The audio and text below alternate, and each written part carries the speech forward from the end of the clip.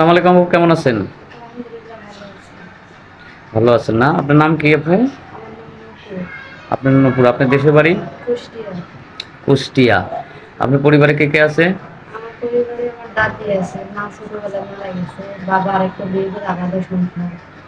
ও, এখন শুধু দাদির কাছে থাকেন? দাদির কাছে আপনার থাকি। বিয়ে শাদী হয়েছিল? না, আপনার বয়স কত? আমার বয়স 22 বছর। লেখাপড়া করছেন? লেখাপড়া করছি, কত? সেভেন পর্যন্ত। 7 বন্ধ করছেন?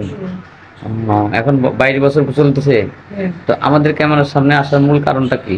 এখানে আসছি ভাই সুন্দর একটা ভালো একটা মেয়ে আসার জন্য। ভালো একজন মনের মানুষের জন্য হুম, বিয়ে শাদী করবেন? হুম। কেমন ছেলে চাচ্ছেন আপনার লাইফ পার্টনার হিসেবে?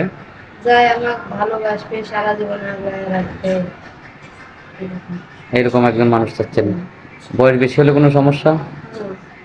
যদি 35-40 বছর হয়? সমস্যা নেই। কোনো সমস্যা নেই? হুম, তার সংসার করবেন? হুম। যদি তার বাচ্চা কাচ্চা বউ বাচ্চা কাচ্চা থাকে? সমস্যা নেই। তারা আমার শেষ হতে আমার বাসা থাকলেই হবে। সে পাশে থাকলে হবে, হুম, মানে দ্বিতীয় বউ হিসেবেও আপনি তার সংসার করতে চান? হুম। আচ্ছা, ছেলে যদি প্রবাস থাকে, সমস্যা নেই। প্রবাসী ছেলেকে বিয়ে করবেন? সে তো মনে করেন ঠিক মতো আপনার কাছে থাকবে না, সে তো প্রবাসে থাকবে, তারপরে সংসার কেন করবেন তার সাথে? সংসার করবো সে। আচ্ছা, সংসার করবেন মানে একজন স্বামী দরকার, মাথার উপর একটা ছায়া দরকার, এই জন্য। সমস্যা নাই, ধন্যবাদ। আবার এমনও হতে পারে যে উনি প্রবাসে থাকে, প্রবাস থেকে এসে আপনাকে বিয়ে শাদী করে হয়তো 6 মাস আপনার সাথে সংসার করে সে আবার কর্ম কর্মর জন্য সে প্রবাসে চলে গেল। তার সাথে তো বেইমানি করবেন না, তার সাথে প্রতারণা করবেন না, তাকে ছেড়ে অন্য কোথাও বিয়ে শাদী করবেন না? না।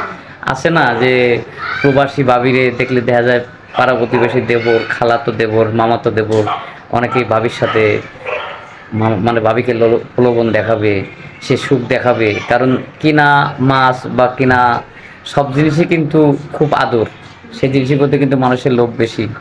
এরকম যদি হয় তাহলে তো কোনো প্রলোভনে পড়বেন না। স্বামীকে ছেড়ে কিন্তু যাওয়া যাবে না, কারণ দেখেন আপনি খুবই অসহায়, আমাদের এখানে আসছেন, যৌতুকের জন্য আপনার বিয়ে শাদী হয় না। হয়তো আমাদের এই ভিডিও পাবলিক করার পর অনেক প্রবাসী ভাই আছে যে আপনাকে বিয়ে করতে আগ্রহী হবে, এমনও হয়তো আপনার কপাল ভালো হলে হয়তো একজন ভালো মানুষ, হয়তো বয়স বেশি হোক তবুও ধরেন আপনাকে বিয়ে শাদী করলো, তার সাথে বেইমানি করা যাবে না। করবেন? সংসার করবেন তো নাকি?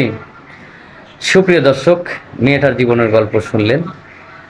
আমাদের এই অনুষ্ঠানে এর মাধ্যমে মেয়েটার পরিচয় এবং তার নাম ঠিকানা সবই বলা আছে। যদি এই মেয়েটাকে কেউ বিয়ে করতে চান তাহলে অবশ্যই আমাদের ইমো নম্বর থাকবে, যোগাযোগ করবেন। আপু, আপনার কোনো পার্সোনাল ফোন নাম্বার আছে? আমার এখন নাই। পার্সোনাল ফোন নাম্বার নাই? না। অনেকেই তো এই ভিডিওটা পাবলিক করার পর আপনাকে দেখবে, আপনার কাছ থেকে আপনার সাথে যোগাযোগ করার জন্য নম্বর চাইবে, তাহলে কিভাবে আমরা? আপনাদের মাধ্যমে যোগাযোগ করুন। আমাদের মাধ্যমে যোগাযোগ করতে হবে? মানে বাটন ফোনও নাই? না। কি দুঃখের কথা। আসলে মা বেঁচে না থাকলে যা হয়, বাবা অন্য জায়গায় বিয়ে করে সংসার করতেছে। এই দেখেন এত বড় একটা মানে যুবতী মেয়ে, বিয়ে না দিয়ে সে নিজের সংসারে মানে মেতে উঠেছে, কিন্তু মেয়ের কথা চিন্তা করলো না। যদি এই দুঃখী মেয়েটাকে কেউ বিয়ে করতে চান অবশ্যই আমাদের এই মনোভাবনা করুন। ভালো থাকবেন, সুস্থ থাকবেন, আল্লাহ হাফেজ।